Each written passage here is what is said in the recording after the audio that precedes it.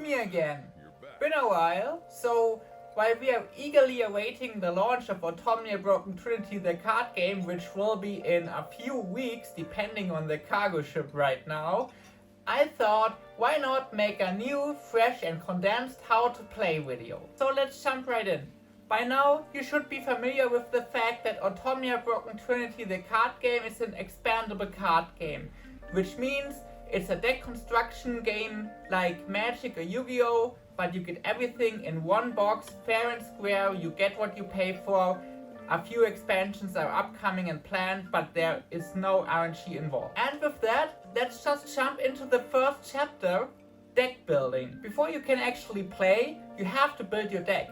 And deck building is actually part of the experience of Ortomnia, because there are lots of synergies and deep mechanics to figure out. But you have to take some limitations into consideration. You need to have at least 40 cards in your deck, but only a maximum amount of 60 cards. In those 40 to 60 cards, you can only have 3 cards of each card in your deck for most cards, because for World Guardian and for renowned characters, the rules are a little bit different.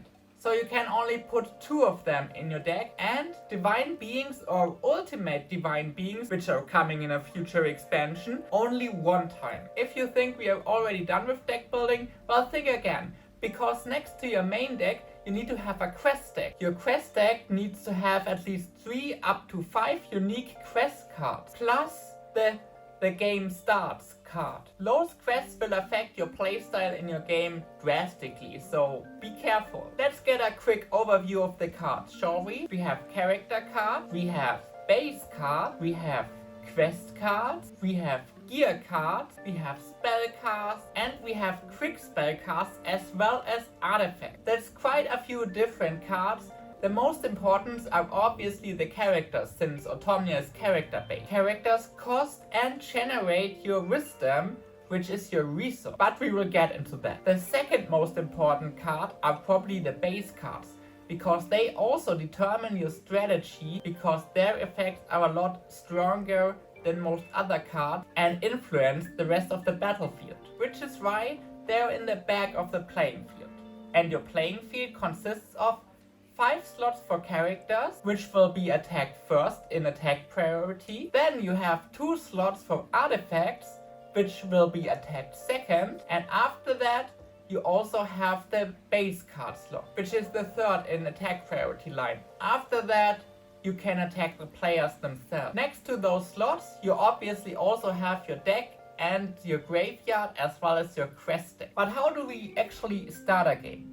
So to start a game, you first need to get the wisdom card as well as the essence card, plus the markers for them. You lay them next to your playing field because they count how much resources you have. You have the resources wisdom, which you need to play characters and cast spells, and you have the resource essence, which are the victory points of the game.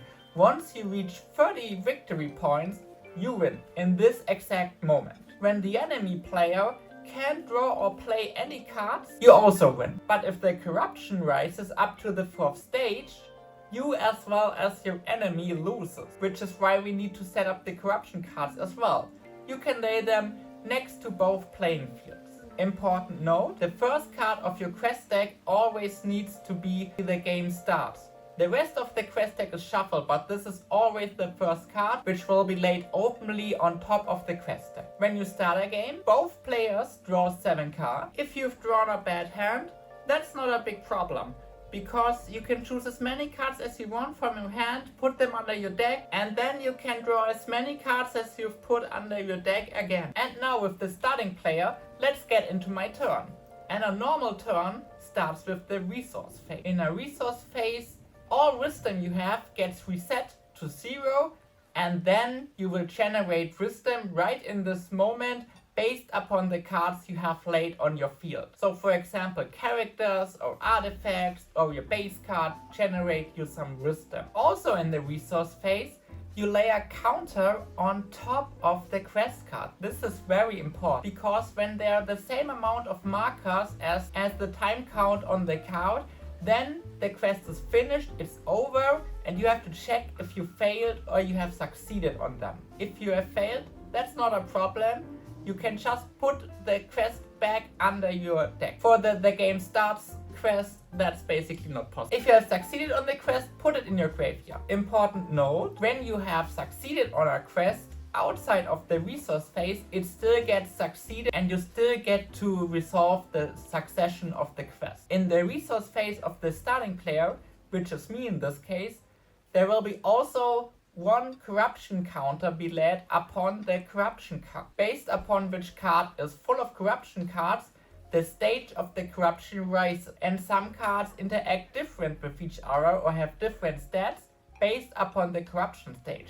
But be careful, as I said already, if you reach stage 4, the game's over and you've lost. Also in the resource phase, all of your exhausted characters, which have attacked or used an action which needed them to be exhausted or something, get rotated back into their natural position to showcase that they are ready again. After the resource phase, it's time for the action phase. Every player has 3 actions in their turn. Well, as the starting player, in my first turn I only have 2 actions. If I start my turn with 3 actions, I can actually choose to borrow an action from the next turn.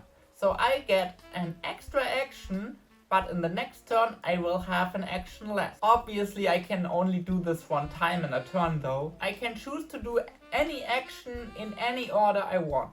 Actions are: draw a card, reduce the corruption by 1, play a card which needs an action to be played.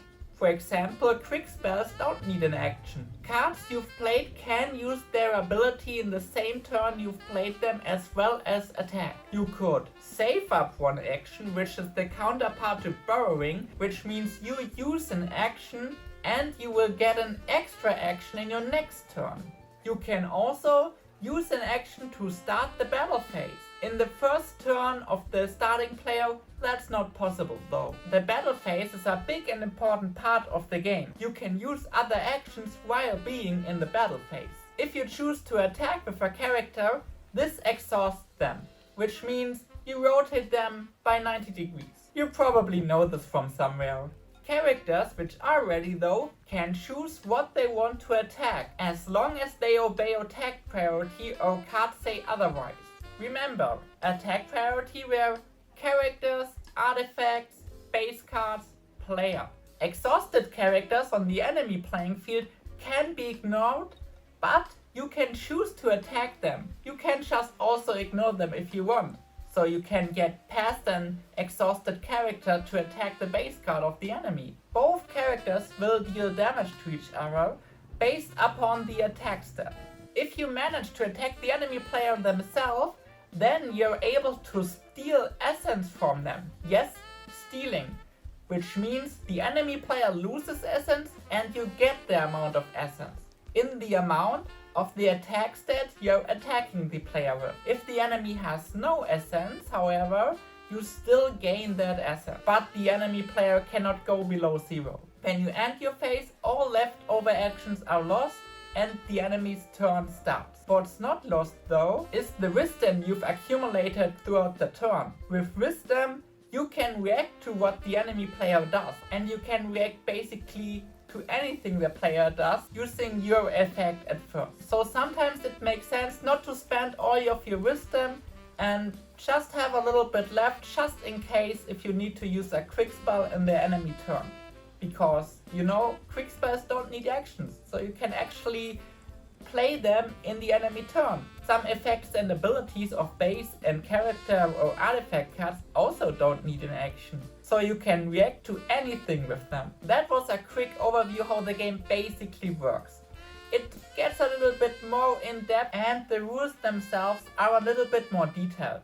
So be sure to check them out anyway. If you're now interested in the game or all hyped up, you can already pre-order it, or if the game is already out, just simply buy it. But if you're still torn, as I've said, download the rules, read through them, try the game in the tabletop simulator mode if you want. Leave me a comment with your favorite game mechanic of Ortomnia.